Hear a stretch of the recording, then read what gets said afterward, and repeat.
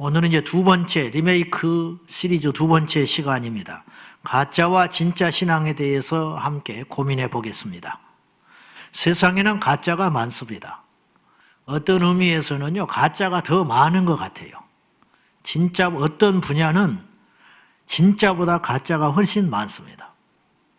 몇 년 전에 제가 재미난 프로그램을 하나 봤는데, 이분은 명품 가방만 전문으로 수리해가지고 돈을 많이 번 분이에요. 근데 이제 명품 가방이라 할지라도 오래 갖고 다니면 헤어지잖아요. 그걸 이제 수리하러 와요. 그러니 맡기는데, 그걸 이제 전부 분해를 하더만요. 그래가지고 탈색된 거 다시 물을 들이고, 근데 그 가죽을 그대로 써야 돼요. 이 가죽은 다른 것이 대체가 안 되는 거죠. 근데 이렇게 보니까 실까지도 한 올 한 올 다 따가지고 실도 안 버리더라고요. 명품 메이커에서 사용하는 가방의 실도 다르다는 거예요. 이 실도 흉내 낼 수 없는 실이라는 거예요. 그리고 실도 전부 물들여가지고 다시 그 실을 써요.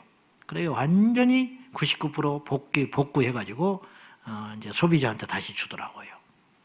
그런데 이분이 제일 난감할 때가 언제냐면, 이제 사모님들이 자기 남편이 사줬다고 애지중지하면서 명품 가방을 잘 들고 다녔는데, 이게 이제 수리하러 온 거예요.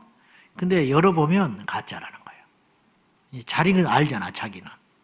그래서 이제 기자가 물었어요. 그때는 어떻게 합니까? 말을 못 한다는 거예요.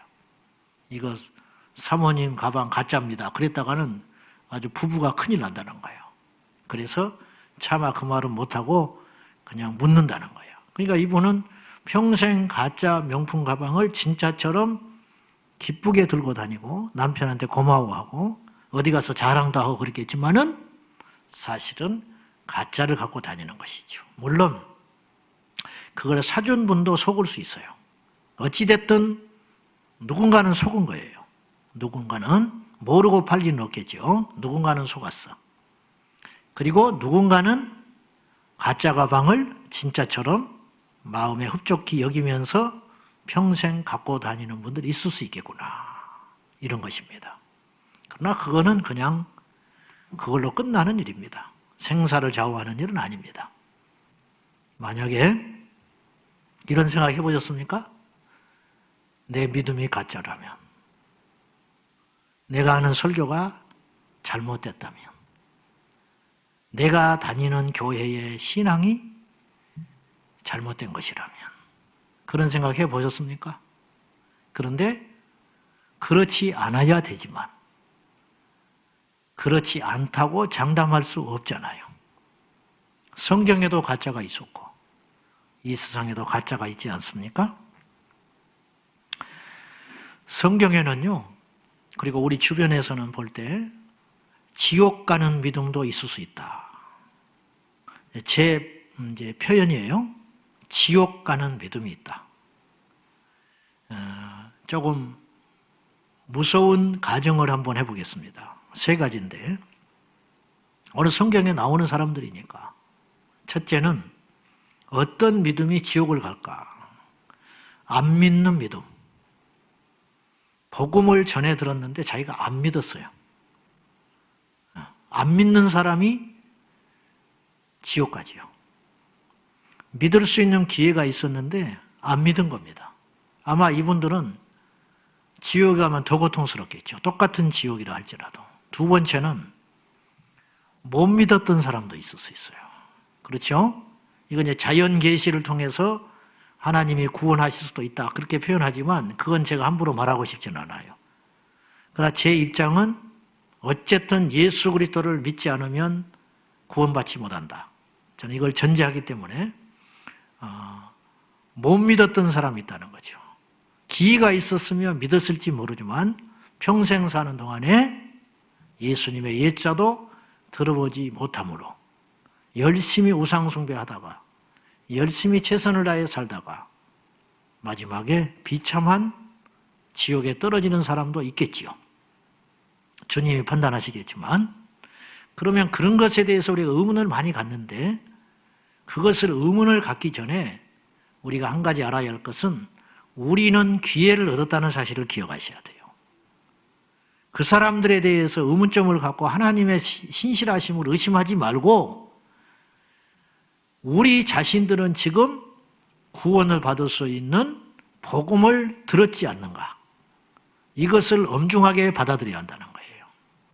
세 번째, 첫째는 복음을 들었지만 강팍에서 거부한 사람이 있었을 것이고, 두 번째는 아예 복음을 원천적으로 봉쇄당하여 듣지 못한 사람이 있었을 것이고, 세 번째가 제일 어찌 보면 위험한데 우리에게 해당될 수 있는데, 믿는다고는 믿었지만 그 믿음이 가짜일 수 있다. 이게 잘못 믿은 사람들, 이 사람들도 역시 마지막 종착역은 지옥일 것이다. 그런 말입니다. 이것에 대해서 우리가 이견을 달지는 못할 것입니다. 문제는 우리 자신들은 그것이 아닐 것이라고 함부로 속단하지 마라. 그런 말입니다. 오늘 본문은 이런 문제들을 제시하고 있는 것입니다. 사람들은 각기 착각하며 살아갑니다. 착각. 자기가 굉장히 선하다고 착각할 수 있습니다. 그런데 객관적으로 선하지 않습니다. 내 자식은 착하다고 생각할 수 있습니다. 내 자식은 문제가 없다고 여길 수 있습니다. 그런데 밖에 돌아다니면서 어떤 평가를 받는 것은 모르는 일입니다. 친구끼리 싸웁니다. 근데 부모는 항상 손이 안으로 굽기 때문에 내 자식이 피해를 본 듯한 생각이 듭니다. 그래서 교회 안에서도 애들이 싸우면 부모 싸움이 반드시 됩니다. 왜냐? 객관적으로 못 보니까. 그러나 모든 부모들이 그렇게 생각합니다. 내 자식은 문제가 없는데 친구를 잘못 만나서, 혹은 저쪽에서 먼저 시비를 걸어서 때릴 수밖에 없었다. 때려놓고도 그렇게 생각할 수 있지 않겠습니까? 아무리 중심을 잡아보려고 몸부림을 치지만 치우치는 게 사실이라는 거죠. 이런 착각이 있을 수 있다는 거예요. 내 신앙은 진짜야. 그것이 진짜라면 상관없는데, 진짜 믿음이 아닌데 진짜인 것으로 착각하고 붙잡고 산다면 이건 얼마나 무서운 일일까요? 언제부터인가 저도 이제 그런 피해자라면 피해자고 그런 교육을 은연중에 받아왔는데, 믿음이라는 것을 정의할 때 첫째는 하나님의 존재를 믿는 것. 물론 이것이 믿음의 시작이죠. 그러면서 하나님이 살아계시다는 것을 믿는 것만으로는 안 된다는 걸 본능으로 알아요. 그래서 두 번째 믿음에 대해서 조금 더 시간이 흐르면서 어떤 정리를 하냐면, 믿음이라는 것은 하나님을 신뢰하는 마음. 그러니까 어렵다, 고통이 있다, 힘들다. 그럼에도 불구하고 하나님이 나를 변함없이 사랑하고 계시다는 믿음. 이것이 믿음인 줄 알아요. 그러면서 이것이 어디까지 나아가냐면, 내가 비록 자격이 없고 부족하지만 하나님께서 나를 구원하셨기 때문에 나는 어떤 경우에도 천국을 갈 수 있다. 이런 자기 확신이 어느 날 생기기 시작하는데, 정상적인 그리스도인이라면 그 확신을 끊임없이 점검을 해야 된다는 거예요. 정말인가? 내가 이렇게 믿어도 될까? 이게 당연한 일 아닙니까? 그래서 고린도후서 13장 5절에도 우리의 믿음을 점검하라고, 그 확증이 있는지 증거를 하라고 계속 말씀하거든요. 근데 자기 확신이 꽉 들어차는 순간부터 나머지 삶은 이제는 안심하고 살아가 버린다는 거예요. 이것이 위험하다는 생각은 안 해봤습니까?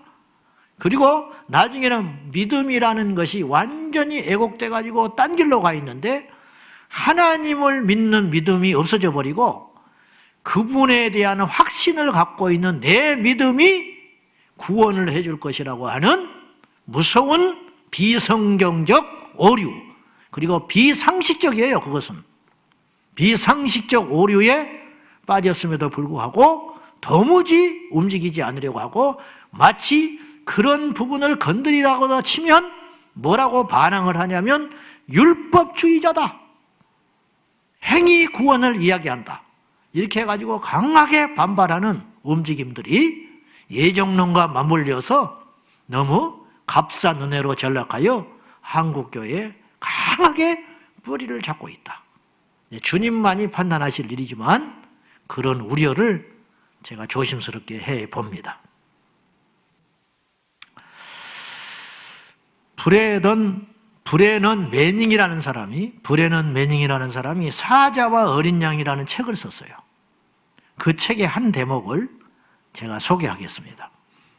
그 챕터가 이런 내용인데, 하나님의 무자비한 사랑과 온유하심, 하나님의 무자비한 사랑 그리고 온유하심에 대해서 이야기를 하면서 다음과 같은 이제 이야기를 했습니다. 천국 문 앞에 이런 하나님의 사람들이 있다.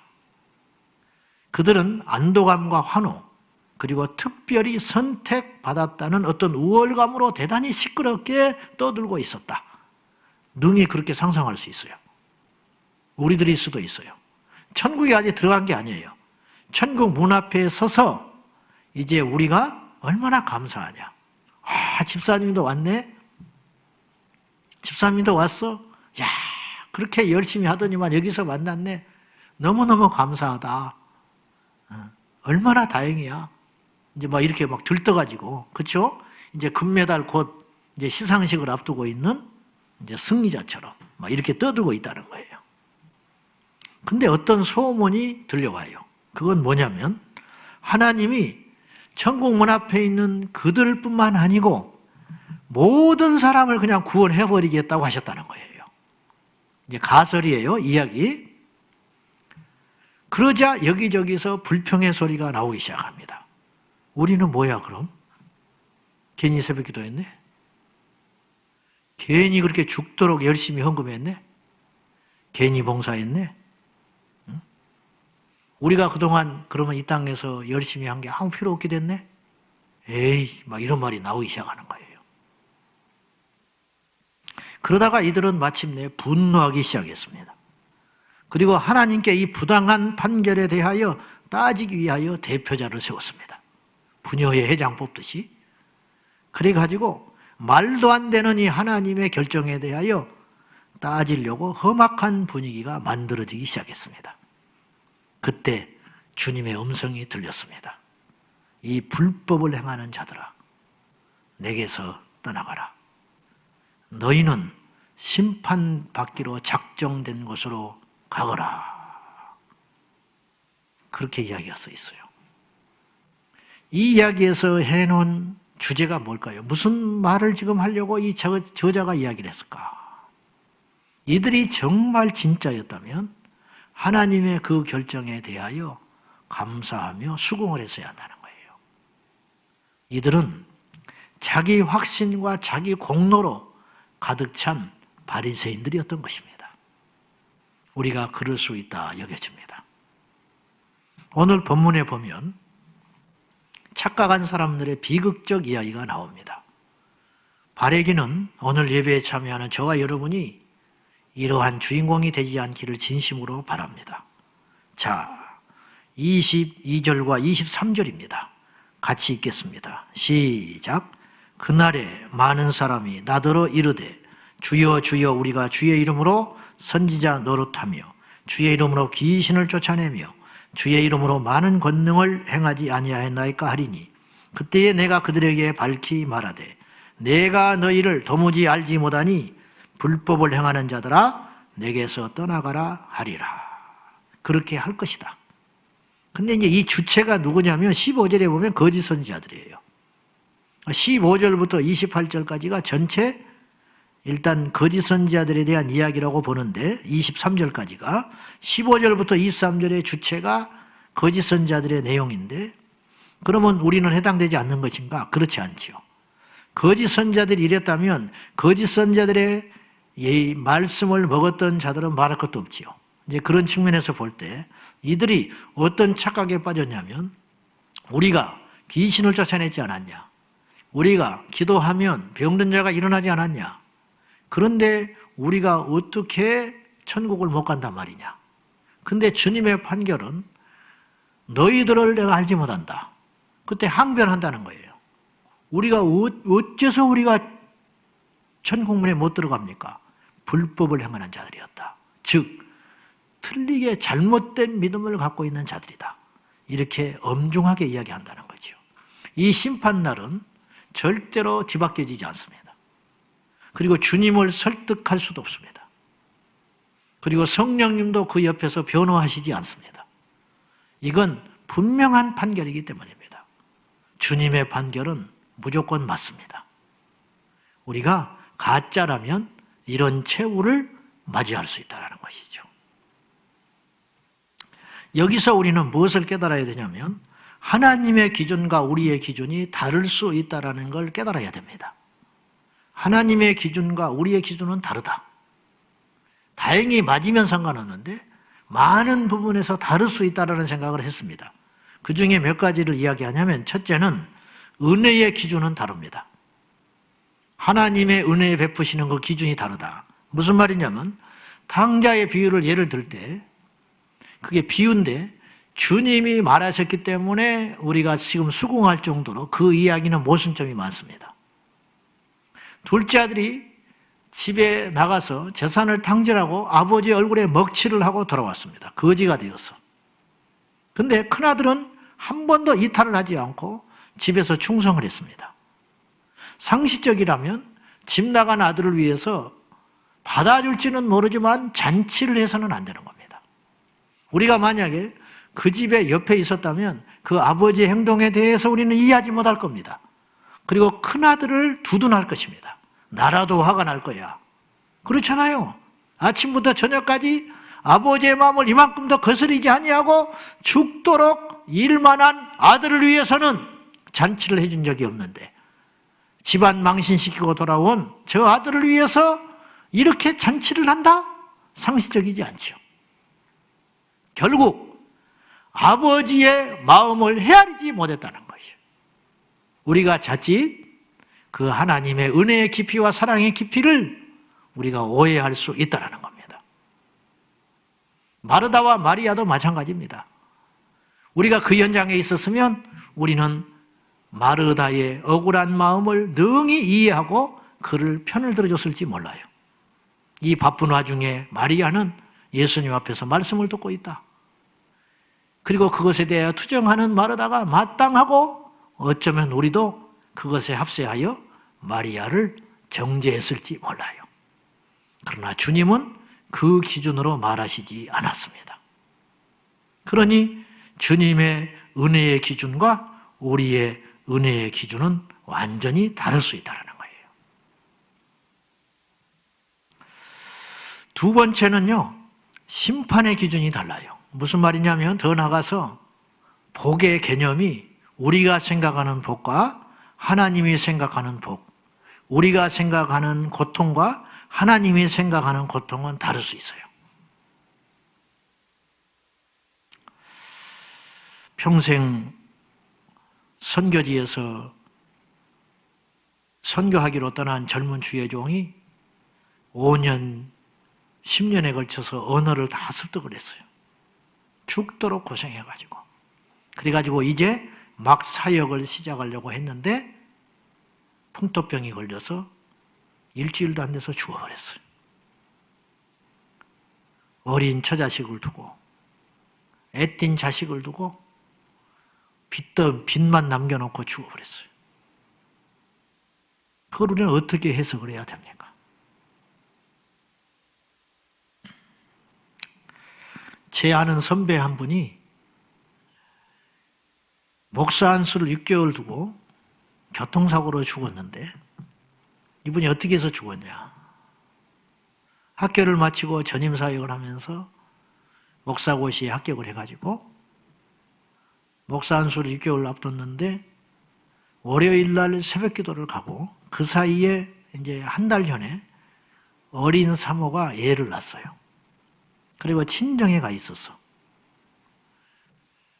산후조리 하느라고.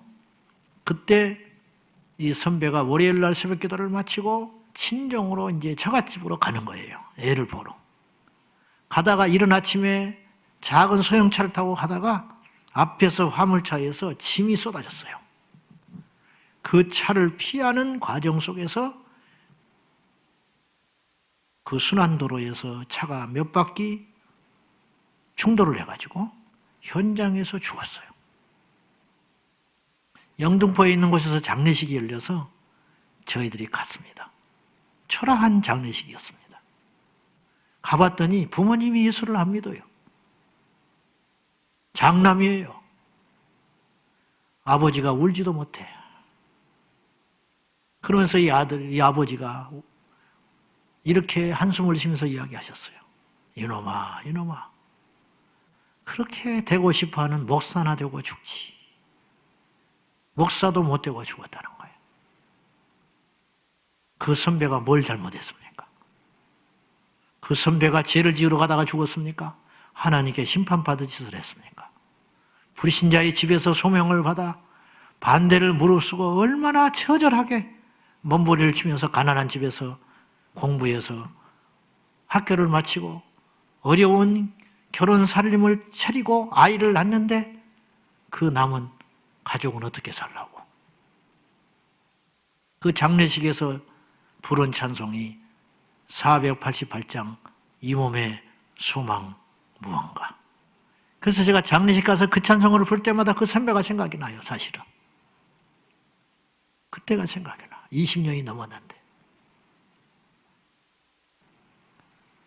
왜 그래야 하지요? 성경은 이야기합니다. 심령이 가난한 자가 복이 있다고.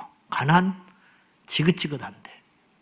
겉도 가난한데 육체까지도 가난한데 마음까지도 가난해야 한다고? 온유한 자가 복이 있다. 세상이 그래서 어떻게 삽니까? 화평케 하는 자가 복이 있다고. 심지어는 의를 위해서 핍박을 받는 자가 복이 있다고. 섬기는 자가 더 큰 자라고. 도대체 이 논리는 어디서 나오는 것입니까? 우리 하나님은 그것이 복이라고 이야기를 해요. 주님을 만나야 이 눈이 떠지죠. 복음을 알아야 이것이 알게 되지요. 천국의 비밀을 알고서야 진짜 복이 뭔지를 알지요. 예수 안에서 천국을 값없이 받았는데 그것이 귀한 줄 모르고 그보다 더 큰 복을 달라고 그걸 놔버릴 참이야. 그거 필요 없다는 거야. 응? 그거 말고 다른 거 달라는 거야. 이 땅에서 잘 되는 거, 이 땅에서 강해지는 거, 그거 달라고 난리예요. 이 복의 개념이 잘못돼서 세상으로부터 우리가 지금 욕먹고 있는 거예요. 세상 사람들이 좋아하는 거 똑같이 좋아하고, 세상 사람들이 이기려고 하는 거 이기려고 하고, 세상 사람들이 가지려고 하는 거 우리도 뒤처지지 않고 가지려고 하니까 세상이 우리를 인정하지 않는 거죠. 코로나19 사태도 조심스럽게 이런 측면에서 좀 해석을 해본다면 코로나19 고통이죠. 지금 전 세계 어느 누구 하나 고통받고 있지 않는 사람이 누가 있습니까? 우리나라 저 어린아이부터 노년에게까지 지금 이 사태 속에서 잘 됐다고 얘기하는 사람이 누가 있어요? 전부 고통스럽습니다. 분명히 힘든 일입니다. 너무너무 힘든 일입니다. 그런데 이 고통까지도 만약에 하나님의 주권 안에 일어나는 것이라면 이 고통을 통하여 한국교회가 회개하고 잘못된 비계덩어리를 잘라내버리고 주님 앞에 제로에 앉아서 제 가운데 앉아서 진심으로 통회하고 자복하고 회개하며 지난 우리의 삶을 털어볼 수 있다면 이것도 복이지 않는가? 정말 복일 수 있습니다. 왜냐? 이 시간들을 통해서 우리의 한계를 깨닫고 우리의 믿음을 돌아보고 다시 한번 겸손의 자리로 나갈 수 있고 정말로 섬김의 자리로 갈 수 있다면 그것은 먼 미래를 볼 때 복 중에 복 아닐까요? 이 땅에서 때로는 시련을 당하고 때로는 고난을 당하지만 그것 때문에 주님 앞에 낮아짐을 배우고 배려할 줄 알고 십자가에 달린 예수님을 묵상함으로 믿음에서 더 단단해질 수 있다면 그것도 복된 일 아닌가요? 하나님이 하신 일은 모릅니다. 기준이 다릅니다. 우리의 기준과 하나님의 기준이 달라요. 오늘 성경에 등장하는 이 착각했던 사람들, 우리라면 능히 천국에 넉넉히 들어갈 뿐만 아니라 하나님의 사랑을 독차지할 것으로 여겼던 이들. 왜? 남들이 못 쫓는 귀신을 쫓았고 남들이 행하지 못하는 능력을 행했기 때문에 본인도 물론이거니와 주변에 있는 모든 사람도 이들이 어찌 하나님 나라에 들어가지 못할까? 그러면 우리는 더 위험해. 우리는 귀신도 못 쫓잖아. 못 쫓는 사람이 더 많잖아. 능력을 이만큼 행하지 않는 자들이 더 많잖아요. 그러면 그러니까 나는 괜찮아가 아니고 그러니까 더 형편없는 존재일 수도 있다는 거 아니에요? 거꾸로 그렇게도 생각을 할 수 있어야죠. 어떻게든지 우리는 우리 영혼의 안전을 위해서 자꾸만 더욱더 긴장하는 게 옳습니다. 할렐루야. 어떻게든지 이만큼도 방심하거나 타협하거나 함부로 속단하는 것은 아주 위험한 일이다. 왜? 영원한 생명과 직결되어 있기 때문에. 무엇이 진짜 신앙일까요? 진짜는 험한 십자가를 부끄러워하지 않습니다. 여러분 십자가의 가치를 아십니까? 십자가의 가치. 사도 바울은 누가 가르쳐줘서 깨달은 게 아니고 예수 그리스도를 다메섹 도상에서 만난 후에 열렬한 십자가주의자가 됐어요. 지금도 십자가는 자랑하기가 어렵습니다. 지금 코로나19 사태를 맞으니까 내가 교회 앞에 서 있으면 사람들이 희끗희끗 쳐다봐요. 지나가는 주민들이. 교회 문 열었냐 이거예요. 이 시기에. 그런 시야가 확 와요.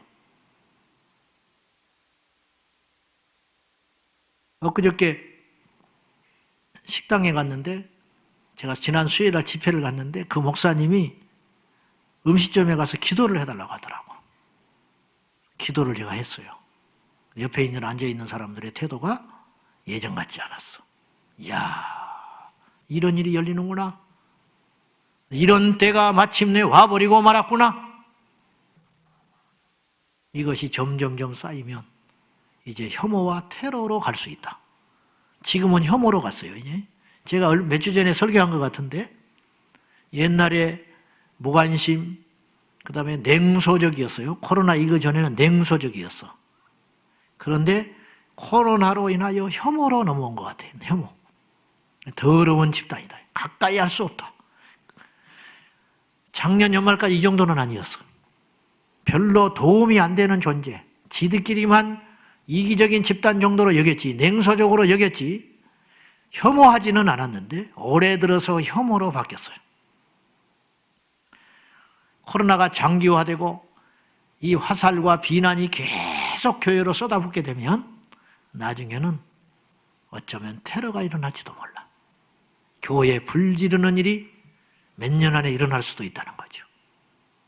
어떤 막 극단적인 사람에 의해서 술 먹고 와서 불 질러버릴 수도 있어. 이런 일이 예상되는 가운데 있다. 2000년 전 십자가를 증거하는 것은 오늘날 우리가 여기는 그러한 정서적 위협하고는 비교할 수 없는 실제적인 위협이 기다리고 있었지만 사도 바울은 주저없이 돌이 날아오고 테러를 당해도 십자가를 증거하고 자랑하는 데 주저하지 않았어요. 그 이유는 뭐냐? 그가 고린도전서 1장 18절에 말한 대로 십자가의 도가, 십자가의 가르침이 멸망하는 자에게는 미련한 것이지만 구원은 우리에게는 하나님의 능력이 됩니다. 그렇게 담대히 선포했잖아요. 진짜 거듭난 예수님의 사람은 십자가를 어떻게 생각하느냐, 이것을 딱 갖다 대면 알 수 있다 이 말입니다. 교회를 다니고 십자가를 목걸이를 하고 다니고 차에다가 십자가를 치렁치렁 달고 다니고 설교를 십자가에 대해서 들어도 십자가의 의미를 깨닫지 못하는 현대 그리스도인들이 있을 수 있다. 가짜다. 감히 말하건대. 진짜는 생각하는 게 달라요. 진짜는 중요한 것에 반응하는 것이 달라요. 당연히 그렇지 않겠습니까? 당연히. 여러분, 평생 땅만 쳐다보며 어디 남의 것을 구걸하는 그런 사람하고 차원 높이 세계의 모든 지식을 점하고 찾아온 사람하고 대화를 하면 차원이 다를 거 아니에요.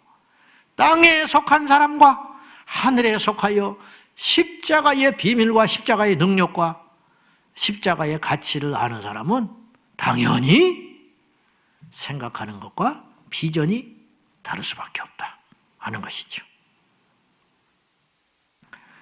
참된 그리스도인은 가혹한 핍박과 고난을 당할 수밖에 없습니다. 앞으로 보십시오. 진정한 그리스도인은 세상과 타협할 수 없기 때문에 가혹한 고난과 어려움과 시련을 받을 수밖에 없을 것입니다. 주님은 제자를 부르실 때 세상의 번영과 행복과 풍요로움을 약속하지 않으셨습니다. 오히려 우리 주님은 다음과 같은 것을 보장하셨습니다. 누가복음 9장 23절과 24절입니다. 시작. 또 무리에게 이르시되 아무든지 나를 따라오려거든 자기를 부인하고 날마다 제 십자가를 지고 나를 따를 것이니라. 누구든지 제 목숨을 구원하고자 하면 잃을 것이요 누구든지 나를 위하여 제 목숨을 잃으면 구원하리라. 예수님이 요구하는 건 단 하나, 십자가를 지라.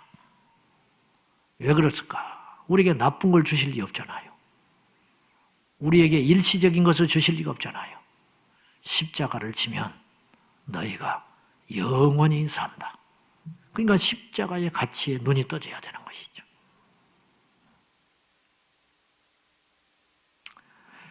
여러분,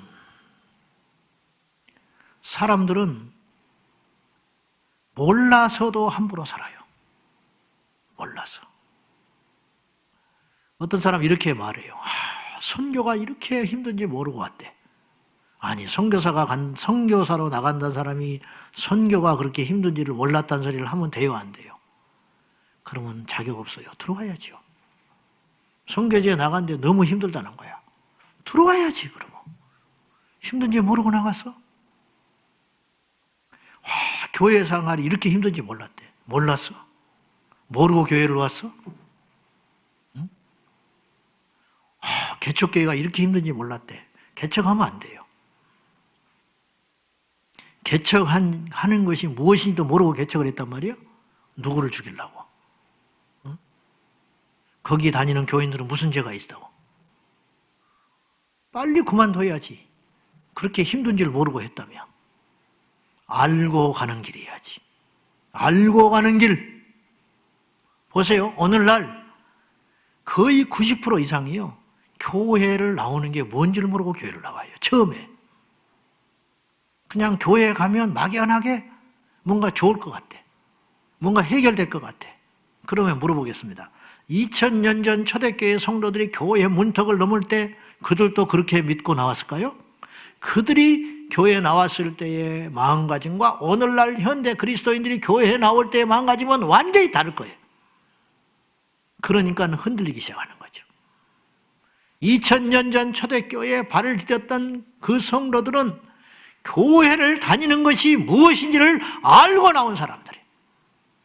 어떤 것을 희생해야 하며 어떤 것을 포기해야 하며 심지어는 무엇을 영원한 하나님의 나라를 위해서 이 땅의 것을 완전히 포기할 수도 있을지 모른다. 그럼에도 불구하고 나는 십자가를 지겠다. 그렇게 각오된 사람. 오늘날은 그렇지 않다는 거죠. 처음에 출발이 잘못돼 버렸어요. 계속 그러니까 허덕허덕 하면서 주님을 만나지 못하는 거죠. 버스 속에서 한눈에 반한 사람들이 한 달 만에 결혼을 했어요. 네? 버스간에서 어쩌다 마주친 그대하고 결혼을 했어. 결혼이 뭔지를 몰라. 한 아내의 남편이 된다는 걸 몰라. 한 집안에 보배와 같이 자란 남의 딸을 가져다가 그 아내를 삼는다는 것이 뭔지를 모르고 결혼을 해버린 거예요. 아내도 역시 한 지아비를 만나서 가정을 이룬다는 것이 무엇인지를 모르고 전혀 준비가 안 된 상태에서 남녀가 감정으로 만나서 결혼을 했어요. 그때부터 고난이 시작되는 거예요. 모르고 결혼을 했으니까. 모르고. 이런 어이없는 일들이 일어나고 있잖아요. 그것이 낭만적입니까? 결혼이라는 게 낭만인가? 결혼이라는 게 그냥 살면 되는 것인가? 감당해야 할 책무들, 헤쳐나가야 할 일들 얼마나 막중하게 많은데 국회의원 너나 것 없이 한대. 국회의원이 되면 어떤 혜택이 있고 어떤 권세가 있고 어떠한 나라로부터 그런 것이 있는지만 알고 국회의원이 된 거예요. 그러니까 국회의원만 됐지 국민들을 위해서 제대로 정치를 못하는 거예요. 국회의원이 된다는 것이 무엇인지를 아는 사람이 국회의원이 되어야 되는데 그냥 철없는 20대도 국회의원이 돼버리는 거예요. 국회의원은 됐는데 힘은 생겼는데 준비가 안 돼 있는 거예요. 엉망이 돼버린 것이죠. 예수 그리스도를 믿는 자들도 능히 그럴 수 있다. 목사가 된데 큰 교회에서 남 앞에 서서 사람들의 곽광을 받으면서 목회하는 그런 목사들만 본 거예요. 그런 생각을 가지고 신학을 한다면 빨리 그만두는 게 옳아요. 아예 학교 마치기 전에 그만두는 게 옳아. 왜냐? 그건 모르고 가는 길이기 때문에 안 되는 거예요.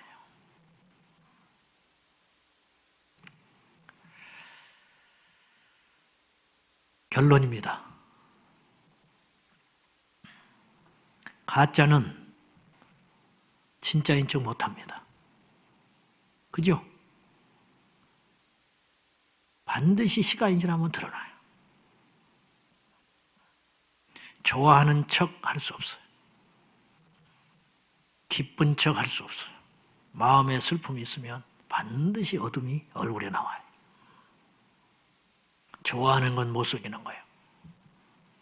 싫어하는 건 못 속이는 거예요. 가짜는 절대 진짜인 척 할 수 없어요. 거꾸로 진짜는 가짜인 척 할 수 없어요. 다니엘이 큰 시험을 만났습니다. 30일 동안 기도하지 마라. 평생 하지 말라는 것도 아니에요. 30일만 하나님께 기도 안 하면 돼요. 근데 다니엘은 속에서 불이 끓어올라서 속일 수 없었어요. 못 참아. 30일을 못 견뎌. 그날로 기도하기 시작했어요. 왜냐? 못 참는 거예요. 못 참는 거예요. 성질이 급해서 그런 게 아니에요. 생각이 없어서 그러는 게 아니에요. 오기를 부리고 있는 게 아니에요. 진짜니까. 하나님을 향한 믿음이 진짜이기 때문에 다니엘은 그렇게 할 수 없었어요.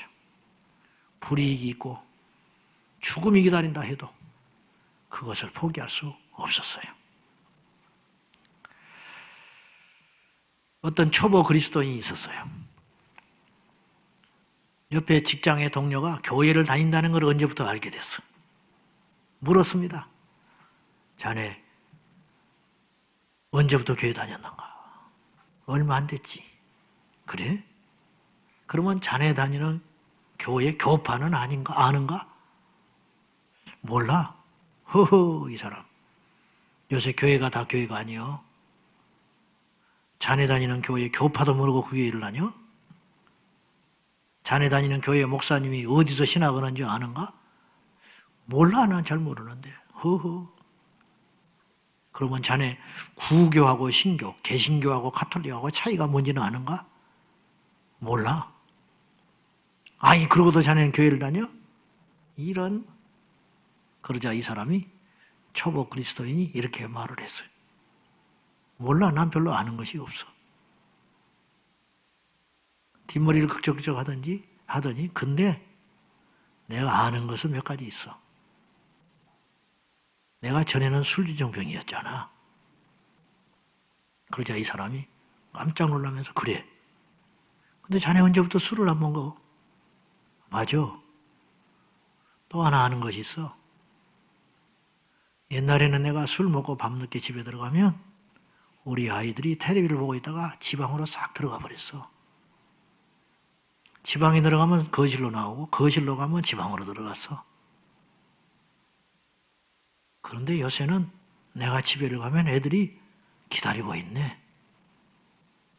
나는 몰라. 근데 하나는 알아. 하나님이 나를 사랑하시는 거. 그러자 그 동료가 고개를 푹 숙이면서 자네가 예수쟁이는 맞는 것 같아. 여러분 뭘 알고 계세요?